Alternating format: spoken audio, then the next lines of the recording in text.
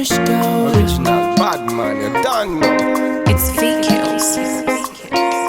Standard. Body smoking like a cigarette. Oh, no. Hi guys, good morning. Welcome back to my channel. It's your girl Obodooyinbo. Thank you so much. How you all doing? I hope you're doing well today. If it's your first time, my name is Bridgie. I'm a Nigerian. I live in the UK and I do, videos touching on issues that affect Africans who live in the diaspora. So if it's your first time, you're welcome. If you've been here, thank you for stopping by today and thank you for your continued support and for watching and leaving me those nice comments. Esheo, Dalu, thank you. Nagode. I did a video one time where I was talking about importing wives. I think that's like one of my most explosive videos. I was talking about African men who live in the diaspora and go back home to Africa to bring their wives. I'm going to link it here if you haven't seen that video. If you are new here, I think it was a while ago that I did that video now. But today I want to talk about the other side of the equation, which is African women who live in the diaspora, who go to Africa to marry a man and bring him over here to the diaspora. There's a lot of issues associated with bringing people here, whether it's a man bringing a woman or it's a woman bringing a man, it's associated with a few issues. But what I've seen is that the population of women, like we all know, is disproportionate to the population of men. Like women that are seeking, serious relationship. I'm talking about African women now in the diaspora. I can talk about here in the UK. I know it's the same in the US. So the population of African women in the US and in the UK here who are looking for serious relationship and marriages is higher, much higher than the population of men who are available, for marriage, who are, in that age bracket, and responsible for marriage. Let me use that word, responsible, because it's not everybody that is old enough to marry that is responsible to be married. So so I started thinking about it because actually I have two friends who've gone to Africa to bring their husbands to. One is in the US and one is here in the UK. Okay, I'll tell you briefly about my friend here in the UK who went. She's from Sierra Leone. She has two children and she was a single parent for a very, very long time. She was a single mother and we went to college together. And then she was dating wasn't working. She wasn't feeling the guys she was seeing here, and she was like, how long is she going to continue like this? So one time she went on holidays to Sierra Leone and met this guy who she's known before, and they got talking and got into a relationship. Hey, before I know, because she normally goes to Sierra Leone all the time. She travels. Her mom is alive, so she travels like maybe 2-3 times a year to go and see her mom. Before I know it, this relationship got very serious, and they started planning marriage. A few of us who are friends were a bit, like, are you sure? Do you really know this guy? She was like, Bridgie, look, I'm tired of being alone. Everything about life is a risk. Let me just do it. If it doesn't work, fine, at least I've tried. I've been here, I've been single for over 10 years. I'm raising my children alone, and she's got boys. She said, I need somebody to, I can't be on my own for much longer. I need somebody to build my life with. I can't carry on being a single parent. I want a man. She was very upfront. I've never seen somebody so frank before in my life. She is so frank. She was like, I need a man. And this guy, I've studied him, I've prayed, I'm just going to go ahead. Let me just, long story short, she married this guy. She went to say, we did all the wedding preparation from here and everything. Before they set a date. It was December. That was going 2 years ago now. They set a date and she went to Sierra Leone. I couldn't go. I don't know what happened, but I couldn't go. And they did their wedding, and as God will have it, 6 months later, exactly 6 months later after they did their wedding, when she filed for the guy came. They just gave him, a settlement visa, and he came here, and they've been living together happily, since then. And there's no issues, so far that I know. So for her, it's worked out very well. She's happy. You should see her. She's blossomed. She's, you know, she's come to herself. She's got some. His guy is working now. You know, he's contributing in the house.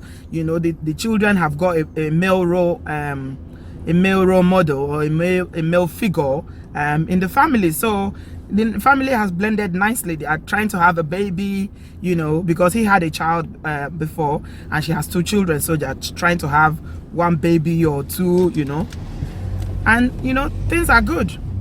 The other one is in the US. Her own story is different and very, very interesting. She's got 4 children, and she was married to this guy. They are Igbos. And then she's got 4 children, and the marriage ended, and it didn't end well because the guy left her to go and marry somebody else in the US there. And when I was talking to her, she said, Bridget, you know what, I'm not going to mourn this. He's left, he's being with somebody else. I'm going to find my own happiness. I used to say to her, she said, Bridget, I'm not going to be here. I'm a nurse, I'm making money, I'm not going to be here. A lot of women in the US here, they have money, but they are not happy.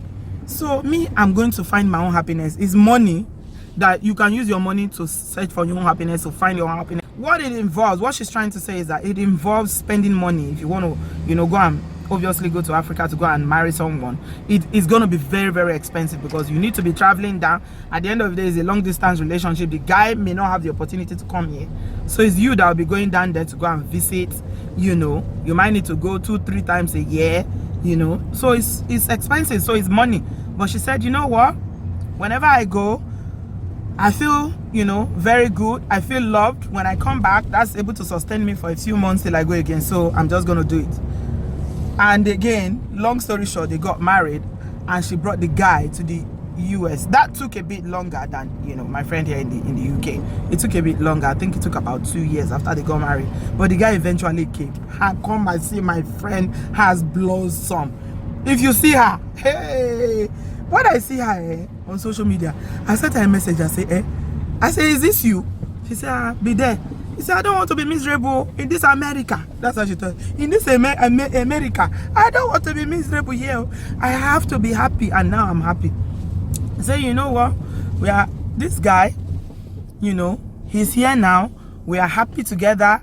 You know, I spent a lot of money at the end of the day, and I don't really know, you know, because the thing about all these things is that you are never sure what is going to happen, because a lot of fear that women have is that, what if I bring him here and he leaves me? And it's happened to a couple of women before in the past. So it's a rational thinking. And when people hear stories like that, they are scared. How am I going to spend all this money? How do I know that he loves me? How do I know that he's coming? I mean, he's not just looking for a way to leave Africa to come to the Western world. How do I know that the marriage is going to work? Well, this is what my friend in the US told me. She said, you know what? Everything in life, there's no guarantee. So far, with what I've seen, you know, he's genuine. You know, I've tried to, you know, even though I'm the one that's like, you know, the one that has the finances and everything, I'm trying to make sure that the money doesn't get to my head. My nursing money that I'm making does not get to my head, so that I will not be disrespectful. As long as I'm giving him the respect, he's a responsible man. You know, he's trying to, you know, normalize his stay so he can start working and everything. And I'm happy. And I'm telling you, I can see the difference. The way she's, every day you will see, hey, pictures, they will take pictures, they are doing love, they will go on holidays, you know.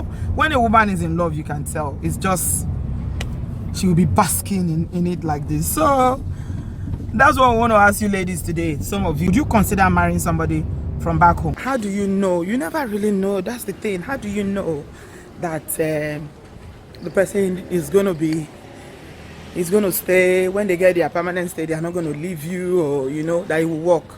But I guess from the 2 experiences that I've shared with you now, I mean, these are people that I know, my personal friends that I know. There's no guarantee. In everything in life, there's no guarantee. Sometimes men bring women too, it doesn't work. Relationships are complex, just as human beings are complex. So, I don't know. If you find somebody that you like, and you are one who can, you know, who can manage a long distance relationship, because it's not everybody that can do long distance. And what do you think? Would you consider it? Do you know someone who's done it and it's worked, or it's failed? Leave me your comment down below in the comment section. and let's keep the conversation going. I love you. Have a wonderful, wonderful day, and I'll speak to you in my next one. I love you. Bye. Bye-bye. My baby, oh. I will love you forever, oh. Girl, for your body, I'ma risk it. I'ma risk it.